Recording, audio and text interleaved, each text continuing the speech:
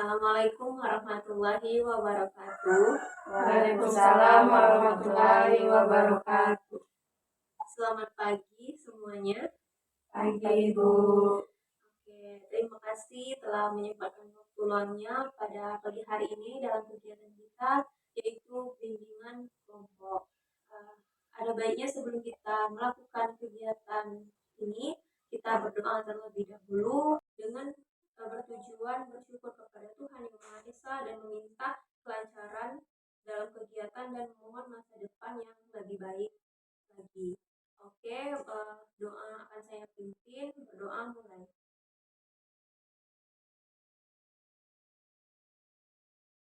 Berdoa tidak dibatasi, berdoa selesai. Nah, jadi kalian juga harus tahu dulu nih, apa sih bimbingan kelompok itu, dan apakah dari kalian bertiga ada yang tahu apa bimbingan kelompok itu? Tidak. Oke, bimbingan kelompok itu sendiri seperti keadaan kita saat ini. Kita duduk melingkar dan saling mengemukakan pendapat kita masing-masing mengenai topik yang akan dibahas. Nah, sebelum itu kita harus mengetahui dulu tujuan dari kegiatan BKP ini sendiri.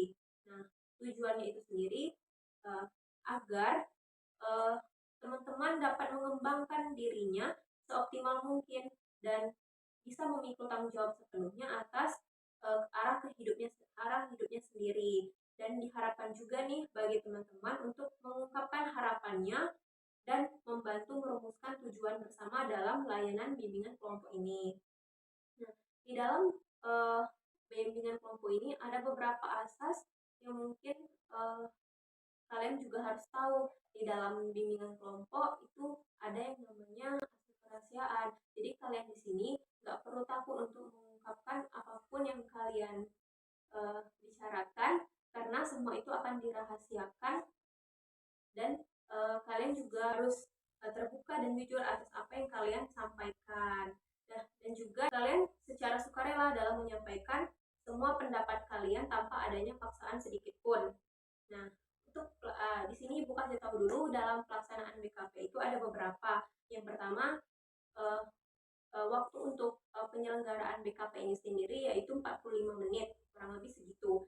Nah, dan ketika kalian ingin menyampaikan sebuah pendapat atau ingin bertanya, boleh kalian angkat tangan dan secara sportif itu.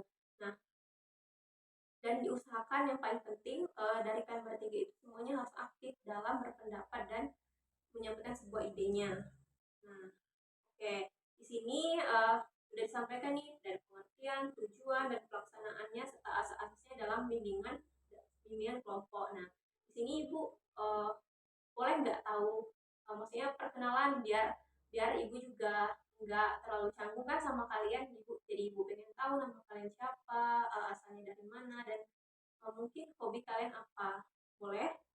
Nah, mungkin dari di sini Ibu dulu kalian yang perkenalan. Nah, jadi perkenalkan, nama Ibu itu Agni Winahastira, kalian bisa panggil Ibu Ani. Nah, Ibu tempat tinggal Ibu di Aurduri 1C, di WR Supratman, di dekat Talangkring. Nah, di sini Ibu menjadi seorang PK. Oke, dan apalagi ya kira-kira, jadi hobi Ibu sendiri di sini, Ibu suka traveling. Apakah kalian juga suka ada yang traveling nggak sini? Oke, jadi Ibu tuh pernah banyak sih traveling Ibu, misal ke wisata air terjun atau ke wisata pergunungan, karena rumah Ibu juga yang aslinya juga ada di daerah pegunungan. Nah, mungkin itu saja perkenalan dari Ibu. Apakah dari kalian ada yang ingin ditanyakan dari pribadi Ibu sendiri? Ibu warna kesukaannya apa? Warna kesukaan Ibu itu sebenarnya Ibu juga bingung sih, warna kesukaan Ibu itu suka yang nude. Tapi kalau biru sage, mocha, krim, dan itu warna kesukaan Ibu semua. Ada lagi? Makanan kesukaannya apa, Bu?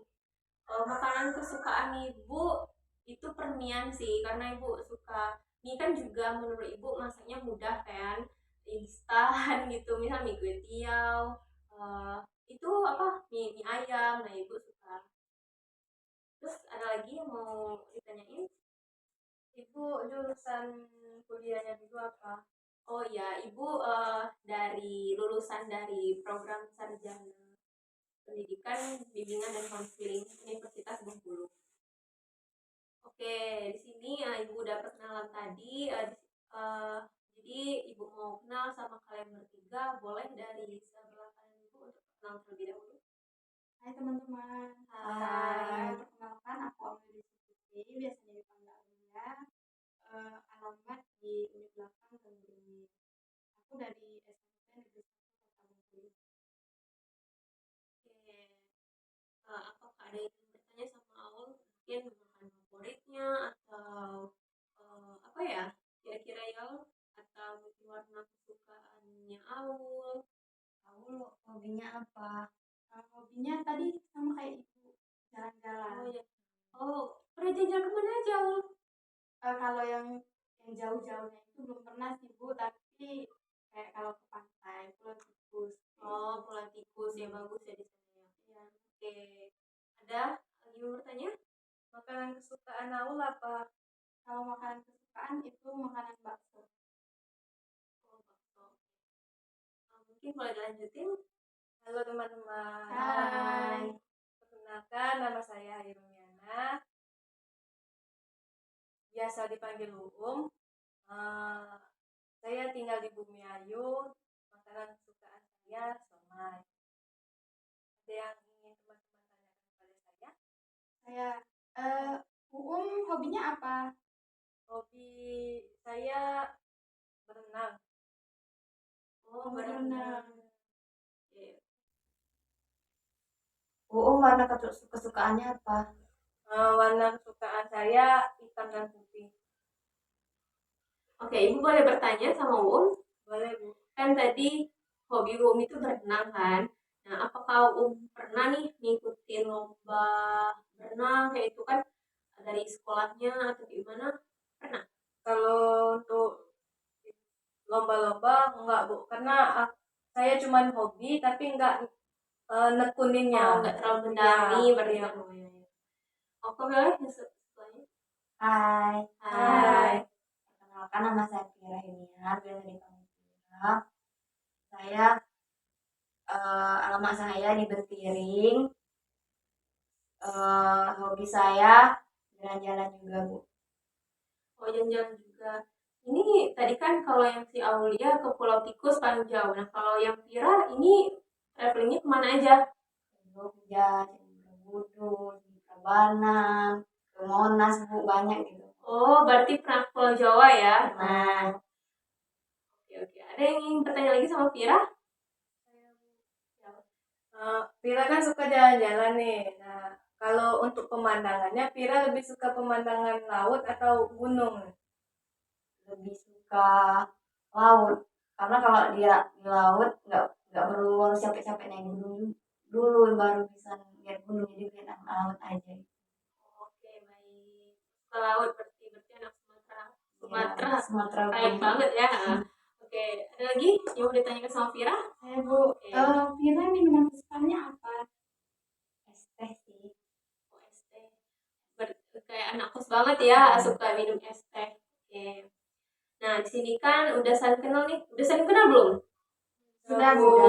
Ini ibu boleh tanya ini. Tadi namanya siapa? Vira. Yang ini? Aulia. Yang ini? Oh. Oke, berarti sudah kenal semua ya. Ibu juga sudah kenal kalian. Mungkin karena perkenalan udah satu sama lain. Di sini apa sih yang akan kita bahas dalam kegiatan bimbingan dan kelompok ini? Oke, di sini hari ini kita akan membahas suatu topik mengenai yakni kejenuhan belajar. Nah, di sini Ibu akan menjelaskan terlebih dahulu nih, kejenuhan belajar itu apa sih? Biar kalian tahu juga kan, kejenuhan belajar itu adalah di mana suatu kondisi fisik atau mental seorang siswa peserta didik yang merasa bosan, yang merasa lesu ketika belajar, merasa bosan, itu tidak merasa bersemangat, tidak ada gairah untuk belajar kayak gitu. Nah, dalam melakukan aktivitas pembelajarannya sehari-hari, yaitu ketika mulai nih pembelajaran, dia selalu ngerasa nggak bersemangat, dia ngerasa lesu, dia ngerasa nggak bisa konsentrasi dengan baik, dia apa pikirannya di mana-mana, itu termasuk dalam kejenuhan belajar. Dia juga nggak nyaman sama pembelajaran itu. Nah, ini kan kalian juga udah tahu nih makna dari kejenuhan belajar itu sendiri. Nah, di sini Ibu minta kalian untuk menyampaikan pendapatnya masing-masing mengenai bagaimana sih ciri-ciri orang yang mengalami kesulitan belajar itu sendiri. Ada yang tahu? Bu, Kira-kira? kayaknya salah satu ciri kejenuhan dalam belajar itu tidak fokus saat di dalam kelas, terus mudah marah kayak gitu, Bu. Tidak fokus dan mudah marah, sensitif ya. Mungkin ada yang lain? Bu, Oke, Aulia. siswa tuh Bu sering ngantuk, kurang semangat, dia juga bosan gitu Bu dalam mengikuti mata pelajaran. Oke. Ada lagi yang mau menambahkan? Oke. Mungkin kejenuhan belajar tuh faktor dari siswa tersebut tidak menyukai pelajaran tersebut. Tidak menyukai pelajaran tersebut. Oke, apa yang dikatakan kalian bertiga itu benar semua. Mengantuk, perasaan yang sensitif, terus siswa itu sendiri tidak menyukai pelajaran itu sendiri, apalagi berhitung. Pastikan banyak siswa yang mengalami kejenuhan saat belajar. Nah, oke, ciri-cirinya udah didapat nih, udah dapatkan apa garis besarnya kejenuhan belajar itu seperti ini, seperti itu. Oke, di sini Ibu ingin bertanya lagi dan minta pendapat kalian. Uh, faktor penyebab dari kejenuhan belajar itu sendiri pasti itu dari siswa, nggak harus dari siswanya ya, pasti itu juga dari gurunya, dari cara mengajar dan lain-lain. Nah, pendapat kalian nih, apa sih faktor penyebab dari timbulnya kejenuhan belajar itu sendiri? Ada yang tahu? Bu, tadi kan penyebabnya kayak mengantuk. Jadi faktornya tuh karena siswa tersebut sering begadang gitu, kurangnya istirahat yang cukup. Oke, bisa. Ada yang lagi mau menambahkan? Saya Bu, jadi kalau menurut Aulia, jadi apa faktornya itu bisa juga dari guru, karena guru yang mengajar itu gaya belajarnya itu tidak sesuai dengan kebutuhan siswa Bu. Jadi mau menyebabkan siswa tersebut menjadi bosan dan mengantuk. Oke, benar. Ada lagi yang mau menambahkan? Kira-kira? Kayaknya kalau uh, tidak fokus itu mungkin kayak seperti yang tadi Bu, kurang tidur, lapar, atau lagi apa sedang tidak nyaman dengan keadaan di kelas, misalnya ribut gitu. Oke, benar. Benar tadi dari gaya belajar gurunya yang itu-itu aja ya kan. Jadi siswa itu kan banyak dah. Banyak kan apa gaya belajarnya juga beda-beda. Jadi guru itu nggak bisa hanya menerapkan satu gaya belajar saja. Nah, tadi ada yang udah capek, begadang, dan lain-lain.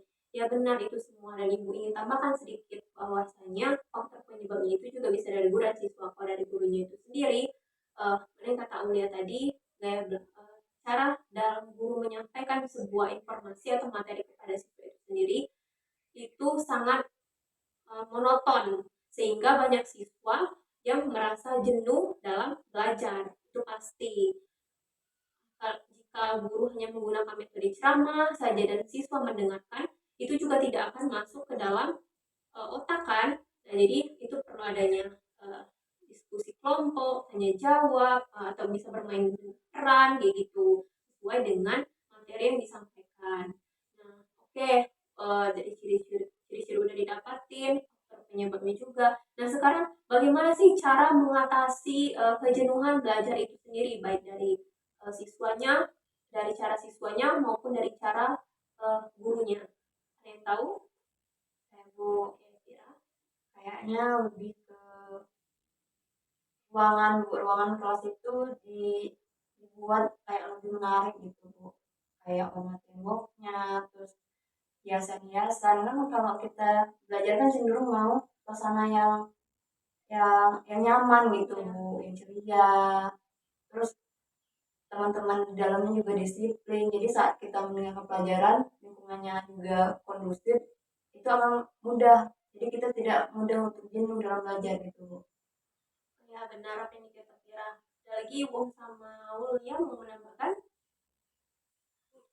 Mungkin gaya belajarnya bisa divariasikan Bu. Seperti kayak guru menayangkan video atau praktek-praktek yang bisa membuat siswa itu lebih menarik untuk belajar. Oke benar.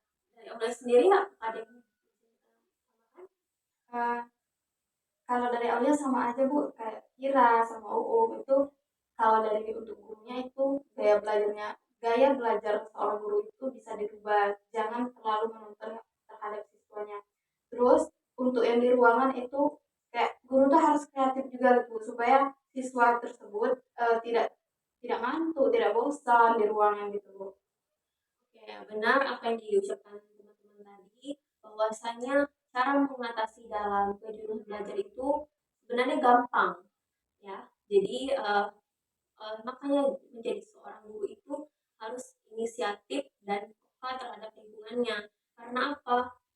Nggak semua daya tangkap semua siswa itu sama, kayak gitu. Jadi misal dari yang kayak uh, Vira bilang tadi, mungkin kelasnya itu diubah, mungkin dari kursinya diubah, mungkin yang lurus berbanjar mungkin diubah jadi melingkar.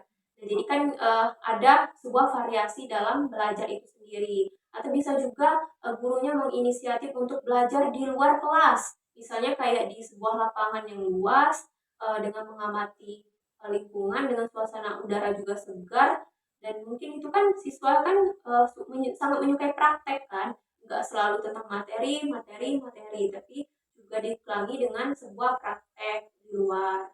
Nah, tadi kan semua dari ciri-ciri bagaimana mengatasinya sudah kita diskusikan sama-sama nih. Nah, ibu pengen tahu pasti dari kalian pernah mengalami situasi di mana kalian jenuh untuk belajar, itu pasti. Nah, itu pengalaman kalian dong. Kenapa sih kalian bisa menjadi jenuh dalam sebuah mata pelajaran yang mungkin yang kalian ikuti, dan apakah eh, faktor penyebab dari kalian atau dari gurunya itu sendiri, dan bagaimana cara kalian dalam mengatasi permasalahan kejenuhan belajar kalian itu sendiri? Ada yang mau berbagi pengalaman? Ya. Jadi saya ini Bu suka mata pelajaran biologi, tapi setelah naik ke kelas 9 gurunya itu beda Bu dari guru yang kelas 8 kemarin. Gurunya itu Bu monoton cara belajarnya, dia itu metodenya itu tidak sesuai kayak guru yang kemarin. Ibu yang satu ini tuh lebih cenderung ke ceramah atau ngomong doang. Jadi dia Bu khusus ini di sini loh, tapi dia tidak menjelaskan secara detail Bu bagian usus itu yang mana, usus itu gimana bentuknya gitu. Itu saya kurang paham. Kadang kalau saya nanya sama ibu itu kayak terkesan cuek. Jadi saya nggak paham sama materi saya. Jadi setiap pelajaran ibu itu saya tidak semangat karena saya tidak suka juga sama cara ibu mengajar. Terus saya kayak dicuekin. Jadi saya kayak tidak fokus Bu karena dari awal saya sudah tertinggal pelajarannya, materi yang ibu itu jelaskan dari awal sampai sekarang saya nggak tahu gitu Bu. Kalau cara untuk saya mengatasinya, kayaknya saya kadang-kadang kalau malam saya belajar sendiri Bu, dari YouTube, di internet gitu Bu soal biologi. Oke, dari cerita Vira tadi bisa kita tahu ya, ternyata faktor penyebab itu dari gurunya sendiri. Ternyata setelah Vira naik kelas, guru biologinya itu udah ganti ya. Nah, cara gaya belajar yang guru sampaikan itu juga berbeda dari guru yang sebelumnya. Mungkin guru sebelumnya itu diselangi dengan praktek langsung agar siswa itu tahu mana nih bagian organ tubuh ini dan itu. Sedangkan guru yang ini hanya sekedar metode ceramah saja. Berarti itu sebenarnya tergantung ya dari gurunya, karena kan itu kan mata pelajaran biologi itu juga nggak bisa kan hanya sekedar materi, pasti harus ada prakteknya. Nah, dari cara Vira tadi juga udah bagus untuk belajar sendiri dan mungkin mencari teman yang lebih mengerti dari Vira untuk belajar sama-sama. Oke, ada lagi yang mau ini berbagi pengalamannya tentang kejenuhan belajar yang dialami? Cukup? Oke. Sebagai contoh tadi juga sudah. Semuanya juga sudah. Kita sudah masuk ke tahap kegiatan akhir. Nah, tapi sebelum itu Ibu mau nih satu orang aja yang menyimpulkan dari awal sampai akhir kegiatan kita apa sih intinya dari kejenuhan belajar ini. Ada yang mau? Saya Bu. Oke, Aulia. Jadi kegiatan kita hari ini dapat disimpulkan bahwa siswa yang mengalami kejenuhan itu biasanya disebabkan faktor dirinya sendiri juga ada Bu. Kayak misalnya ngantuk itu sering begadang, tidak fokus akibatnya di sekolah. Terus untuk yang guru Bu, itu guru tuh terlalu menonton. Jadi dia itu tidak menggunakan gaya belajar yang sesuai dengan kebutuhan siswa Bu. Jadi itu aja Bu dari awalnya. Oke. Apakah ada lagi yang mau menyimpulkan? Cukup. Berarti Ibu kira semuanya udah paham ya mengenai topik kita pada hari ini yaitu kejenuhan belajar.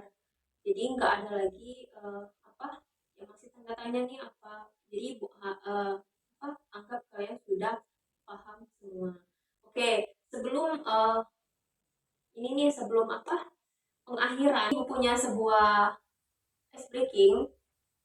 Oke, ice breaking atau permainan yang Ibu minta perhatian sebentar.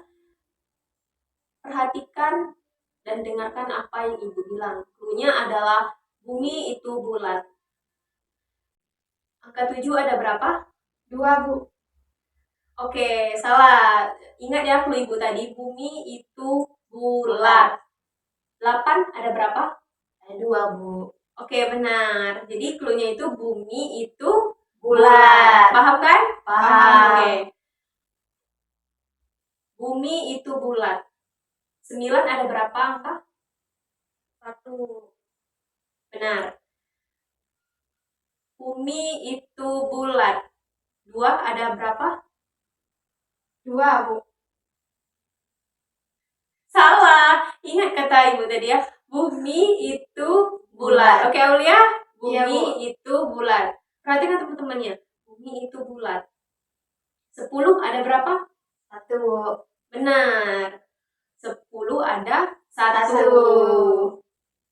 Oke, ternyata masih ada beberapa teman kalian yang nggak paham. Oke, ikuti clue Ibu. Bumi itu bulat. 89 ada berapa? 3 Bu. Benar. Oke, mungkin tepuk tangan. Oke, berarti masih lumayan fokus ya ternyata. Nggak apa-apa. Ini juga udah tahap terakhir dari kegiatan kita. Sebelum itu Ibu mau minta pesan ataupun pesan dan tanggapan kalian tentang kemajuan diri kalian setelah mengikuti kegiatan bimbingan kelompok ini. Ada yang mau? Saya Bu. Oke. Kesan dari kegiatan kita pada pagi hari ini itu memacu untuk saya sendiri menyampaikan pendapat saya dan menambah wawasan. Dan pesannya adalah jangan jenuh untuk belajar. Jangan jenuh untuk belajar, betul. Karena jangan jadikan belajar itu sebuah kebutuhan yang mendesak, tapi memang setiap manusia itu wajib untuk belajar, entah itu dari akademik maupun non akademik. Oke, selesai sudah kegiatan kita pada pagi hari ini. Sekarang juga udah mau menuju siang. Pesan-pesan tanggapan sudah tadi sampaikan. Kegiatan kita sudah berakhir sampai di sini. Ibu ucapkan terima kasih banyak kepada kalian bertiga, kepada Vira, dan Aulia telah mengikuti proses ini sampai selesai dan menyimak dan sudah berkontribusi menyampaikan pendapat dan idenya masing-masing. Oke, sebelum Ibu tutup, marilah kita berdoa dan berterima kasih kepada Tuhan Yang Maha Esa telah memberikan kelancaran kegiatan kita pada hari ini. Berdoa, Ibu pimpin dan berdoa mulai.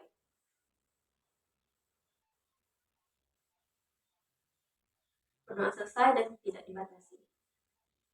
Sampai jumpa di pertemuan ataupun kegiatan selanjutnya, dan bertemu lagi dengan Ibu. Ibu mohon maaf atas mungkin ada kesalahan kata dari selama kegiatan ini. Ibu akhiri, wabillahi taufiq wal hidayah. Wassalamualaikum warahmatullahi wabarakatuh. Waalaikumsalam warahmatullahi wabarakatuh.